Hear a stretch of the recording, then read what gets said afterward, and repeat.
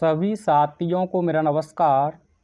आज मैं आप लोगों के समक्ष इस वीडियो में यूपी बोर्ड क्लास 12 के अंतर्गत 2026 में जो इंग्लिश क्वेश्चन पेपर हुआ है 3 से 16 BX, इस क्वेश्चन पेपर में जो आपको हिंदी पैसेज दिया है इसे मैं बहुत ही आसान शब्दों में विद कॉन्सेप्ट के साथ आप लोगों के समक्ष डिस्कस करने जा रहा हूं।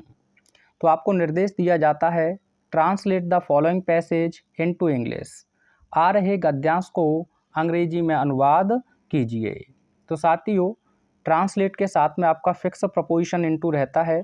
CDS जो क्वेश्चन पेपर हुआ है 2025 में, उसमें आपसे ये पूछा गया है।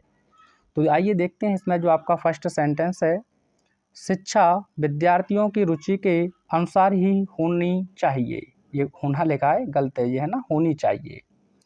तो साथियों, जहां आपको जोर दिया जाए वाक्य में, कंपल्सन शो किया जाए ही चाहिए, तो सबसे पहले आपको सब्जेक्ट के बाद जो मॉडल्स दी है मस्ट के बाद अगर होना अर्थ बताया है तो बी, और उसके बाद जो कुछ दिया है वह लिख देंगे। अगर बी नहीं है तो आप क्रिया की फर्स्ट फॉर्म लिखेंगे। जैसे मुझे अवश्य ही पढ़ना चाहिए, तो आप क्या कहोगे? I must read. ठीक है भैया, तो मैं अवश्य ही वहाँ जाना चाहिए। You must go there. एक सेंटेंस मैं बोल रहा हूँ, इसका इंग्लिश में ट्रांसलेट करें, उसे अवश्य ही खेलना चाहिए। बताएं क्या होगा? तो यहाँ क्वेश्चन कीजिएगा क्या होना चाहिए, तो आप आंसर मिलेगा आपको शिक्षा। तो जो क्या का आंसर मिला है ये आपका सब्जेक्ट होगा, तो यहीं से आप ट्रांसलेट करेंगे। तो सबसे पहले आपको लिखना होगा द एजुकेशन। अब ही चाहिए, तो इसके लिए आप यूज करेंगे मस्ट का। केवल चाहिए होता तो आप शुड का प्रयोग कर देते। जैसे तुम्हें साफ कपड़े पहनने चाहिए, you should wear clean clothes. ठीक है, अब यहाँ जोर दिया गया है इसीलिए आपको यूज करना होगा मस्ट का। अब होने या बनने के लिए आप बी का यूज कर देंगे। ठीक है, द एजुकेशन मस्ट बी, शिक्षा अवश्य होनी चाहिए के अनुसार, इसके लिए आप यूज करते हैं अकॉर्डिंग टू। क्या लिखते हैं? According to. ठीक है भैया, अकॉर्डिंग टू। अब किसके? रुचि के। रुचि की अंग्रेजी होती है इंटरेस्ट, तो आप लिख देंगे द इंटरेस्ट। और काकी के की अंग्रेजी आप लिखते हैं प्रीपोजिशन ऑफ, और विद्यार्थियों के लिए आप लिख देंगे द स्टूडेंट्स। है ना आसान? आप कहोगे जी बिल्कुल। तो आपने लिखा the education must be according to the interest of the students. ठीक है, शिक्षा विद्यार्थियों की रुचि के अनुसार ही होनी चाहिए। कोई दिक्कत तो नहीं है? आगे देखिए, यदि उसमें साहित्यिक प्रतिभा है तो उसे विज्ञान या वाणिज्य पढ़ाना व्यर्थ है। तो देखो कंडीशन क्या है, यदि उसके अंदर साहित्य प्रतिभा है, तो यदि की अंग्रेजी आप सबसे पहले लिखेंगे इफ़। अब इसका मतलब क्या है? उसका पोजीशन है। जब आप पोजीशन या ऑनरशिप की बात करते हैं प्रेजेंट में, तो हैज या हैव का प्रयोग करते हैं। जैसे मेरे पास एक मार्कर है, तो पोजीशन है ना किसके ऊपर? मार्कर के ऊपर। क्या कहोगे? I have a marker. है ना, तितली के 2 पंख होते हैं, तो क्या है यहाँ? पोजीशन है, तो आप क्या कहोगे? The butterfly has 2 wings. या रिलेशन की बात करें, पोजीशन की बात करें, हेल्थ की बात करें, तो वहाँ आप हैज या हैव का प्रयोग करते हैं प्रेजेंट में। जैसे मुझे जुकाम है, आई हैव कोल्ड। ठीक है, उसे बुखार है, ही हैज फीवर। तो यहाँ किसी के ऑनरशिप की बात करें, अब उसमें किसमें? छात्र में। चाहे तो आप ही का प्रयोग कर सकते हैं, या फिर आप चाहें तो लिख सकते हैं आ स्टूडेंट। क्या लिख सकते हैं? If a student. अब ये मत सोचना कि सर आपने ही क्यों नहीं लिखा है, तो मैं आपसे कह रहा हूँ यहाँ आप चाहें तो स्टूडेंट्स की बात कर रहे हैं, इसीलिए किसका प्रयोग कर सकते हैं? आप कहोगे अ स्टूडेंट। ठीक है भाई, अ स्टूडेंट। अब सिंगुलर है तो आप हैज का प्रयोग कर देंगे। अब क्या है उसके अंदर? आप कहोगे साहित्यिक प्रतिभा, तो लिख देंगे लिटरेरी टैलेंट। ठीक है भैया, और तो का लगा देंगे आप कॉमा इफ के साथ। If a student has literary talent, यदि एक छात्र के अंदर साहित्यिक प्रतिभा है, तो के लिए आपने लगा दिया कॉमा। आगे आपसे कह रहा है उसे विज्ञान या वाणिज्य पढ़ाना व्यर्थ है। जब भी क्रिया के अंत में नानी ने आए और सब्जेक्ट आपको ना दिया हो, तो ऐसी स्थिति में आप सब्जेक्ट इट का प्रयोग करते हैं। किसका प्रयोग करते हैं? इट का। जैसे पक्षियों को मारना पाप है, क्या करना पाप है? आप कहोगे सर पक्षियों को मारना, तो आप कहेंगे it is sent to kill the birds. ठीक है, तो ऐसे यहाँ बनाओगे। सबसे पहले आप लिखेंगे इट, क्या लिखोगे? इट। ठीक है भैया, है के लिए आप लिख देंगे इट सिंगुलर होता है तो इज, इट इज। व्यर्थ के लिए आप लिख देंगे यूजलेस, क्या लिख देंगे? यूजलेस। ठीक है, नानी ने आता है तो इन्फिनेटिव फॉर्म में ले जाओगे टू, पढ़ाने की हो जाएगी टीच, टू टीच। क्या भैया? आप कहोगे टू टीच उसे, उसे के लिए आप यहीं लिख दें टू टीच हिम। ठीक है, अब क्या आप कहोगे? विज्ञान या वाणिज्य, तो या से पहले जो दिया है वो आपको लिखना होगा। तो विज्ञान के आप छात्र ही होंगे तो आप लिख देंगे साइंस। ठीक है भैया, और या के लिए आप लिख देंगे और वाणिज्य के लिए आप लिख देंगे कॉमर्स। क्या लिख दोगे? कॉमर्स। ठीक है भाई, तो क्या बना? इट इज यूजलेस, ये व्यर्थ है, टू टीच हिम, उसे पढ़ाना, साइंस यानी कि विज्ञान और कॉमर्स या फिर वाणिज्य। कोई दिक्कत है तो बताओ, आपसे लगातार पूछ लिया जाता है ना, तो इस प्रकार से आपको इट का भी प्रयोग करना है। जैसे मैं आपसे कह दूं संगीत सीखना सरल है, संगीत सीखना सरल है, तो नानी ने दिया तो आप कहोगे इट इज, है ना, it is easy, it is easy to learn music, to learn music. इस प्रकार से आप किसी भी सेंटेंस को ट्रांसलेट कर सकते हैं। पर्वत पर चढ़ना कठिन है, it is difficult to climb up the mountain. ठीक है भाई, आगे देखिए। हाई स्कूल तथा इंटरमीडिएट स्तर की शिक्षा सबके लिए अनिवार्य होनी चाहिए। तो देखिए यहाँ केवल चाहिए आपको दिया है, जब नानी ने चाहिए आपको दिया हो, कंपल्सन ना बताया गया हो, तो ऐसी स्थिति में आप लोग शुड का प्रयोग कर सकते हैं। जैसे हमें वहाँ जाना चाहिए तो आप लिख देंगे we should go there, we should go there. ठीक है भाई, हमें प्रतिदिन टहलना चाहिए, we should walk every day या डेली। तो इस प्रकार से आपको इस सेंटेंस को बनाना है।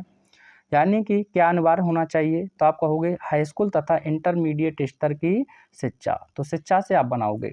जब भी काकी से जुड़ा हो तो उसके बाद से ही आप बनाएंगे, तो आप लिखेंगे द एजुकेशन, द एजुकेशन। काकी के की अंग्रेजी आप लिख देंगे ऑफ। ठीक है, किसकी भैया? हाई स्कूल तथा इंटरमीडिएट स्तर की, तो तथा से पहले ही आप लिखोगे, आपको लिखना होगा high school, high school and, तथा की अंग्रेजी लिख देंगे एंड इंटरमीडिएट, इंटरमीडिएट, और यहाँ आप लिख देंगे इंटरमीडिएट लेवल। ठीक है भाई, एक मिनट रुकिए, इंटरमीडिएट लेवल। ठीक है भाई, अब चाहिए के लिए आप लिख देंगे शुड, शुड। ठीक है, और होने के लिए आप जानते हैं बी का प्रयोग कर देंगे बी, और अनिवार्य के लिए लिख देंगे कंपलसरी, यहाँ ऊपर लिख दे रहा हूँ मैं कंपलसरी।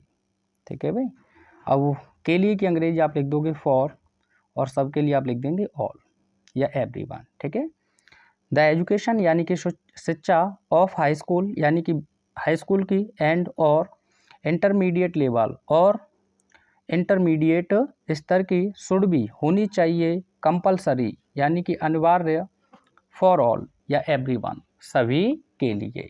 बना सकते हो ना? ठीक, आगे देखिए। प्रतिभाशाली छात्र ही विद्यालय के लिए उपयुक्त हैं, तो यहाँ कोई भी एक्शन नहीं है, केवल अवस्था बताई गई है। जैसे वह एक छात्र है तो आप क्या कहोगे? ही इज अ स्टूडेंट, तो ऐसे ही आपको एजेएमआर का प्रयोग इसमें करना है। तो ही दिया है तो यहाँ ओनली का प्रयोग कर देंगे, केवल किसे निर्धारित कर रहा है? प्रतिभाशाली छात्र, तो ओनली, और प्रतिभाशाली के लिए आप लिख देंगे talented, only talented students, students, है ना, आर उपयुक्त के लिए आप लिख देंगे सुइटेबल, सुइटेबल के लिए की अंग्रेजी आप लिख देंगे फॉर, और विश्वविद्यालय के लिए आप लिख देंगे यूनिवर्सिटी। ठीक है भैया, यानी कि ओनली टैलेंटेड स्टूडेंट्स, केवल प्रतिभाशाली छात्र ही, आर सुइटेबल उपयुक्त हैं, फॉर यूनिवर्सिटी, किसके लिए? विश्वविद्यालय के लिए। कोई दिक्कत तो नहीं है? आप कहोगे नहीं। आगे देखिए, माध्यमिक शिक्षा का स्तर ऐसा होना चाहिए, तो यहाँ भी आपको चाहिए का यूज दिया है, तो मॉडल्स कंपलसरी है। एक पैसेज आपसे लगातार पूछा जाता है, बहुत इंपॉर्टेंट है, आप सर्च करना। हमें पालतू और मूक पशुओं की तरह किसी के पीछे नहीं चलना चाहिए, ये पूछा गया है बोर्ड एग्जाम, और इसमें पैसेज में ज़्यादातर जो सेंटेंस थे वो सुर पर ही आधारित थे। तो मॉडल्स आपको अध्ययन करना चाहिए, है ना। तो आप कहोगे माध्यमिक शिक्षा का स्तर, तो स्तर के लिए आप लिख सकते हैं द स्टैंडर्ड, या आप चाहें तो लेवल लिख सकते हैं, लेकिन स्टैंडर्ड ज़्यादा बेहतर रहेगा। काकी के लिए आप लिख दोगे ऑफ, ठीक है। माध्यमिक शिक्षा तो सेकेंडरी, और शिक्षा के लिए आप लिख देंगे एजुकेशन, ठीक है भैया। यानी कि the standard of secondary education चाहिए के लिए आप यूज कर देंगे शुड, क्या लिख दोगे शुड, और ऐसे के लिए आप लिख दोगे सच, ठीक है।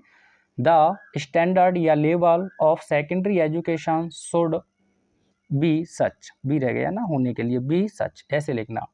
The standard of secondary education should be such. की, जब भी की दिया जाए कनेक्टिंग वर्ड के रूप में तो इसके लिए आप लिख दोगे दैट, क्या लिख दोगे दैट। विद्यार्थी एक योग्य नागरिक एवं सामान्य कार्य के लिए सक्षम बन सके, सका सकी सके के लिए आप चाहें तो कुड का प्रयोग कर सकते हैं।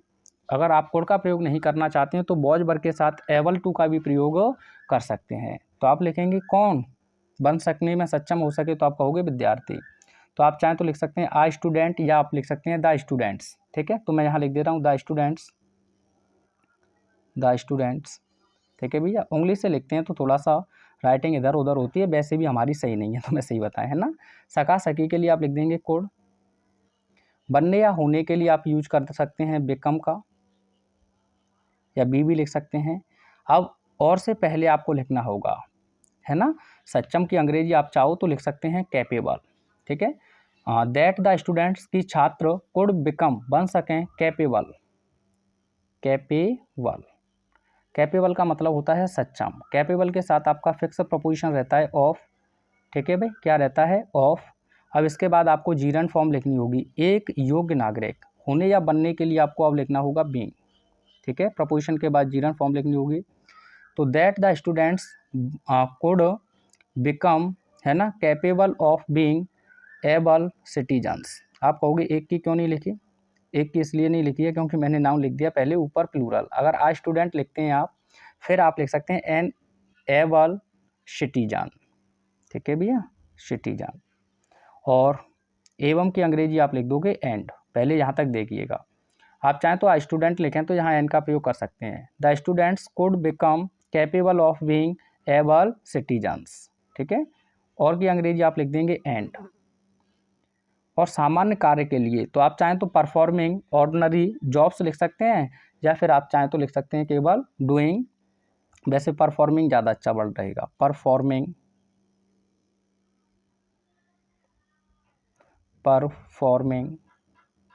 ठीक है, परफॉर्मिंग ऑर्डिनरी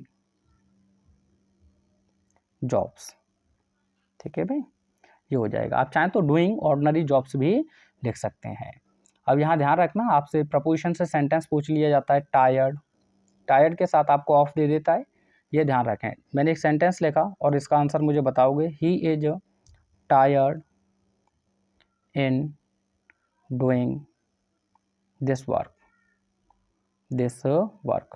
आपके बोर्ड का फेवरेट क्वेश्चन है, आप इसका आंसर मुझे कमेंट में सेंड करेंगे कि यहाँ इस सेंटेंस में क्या गलती है। तो आई होप ये पैसेज आपको बहुत अच्छे से क्लियर हुआ होगा। मिलते हैं नेक्स्ट वीडियो में। Thanks for watching everyone.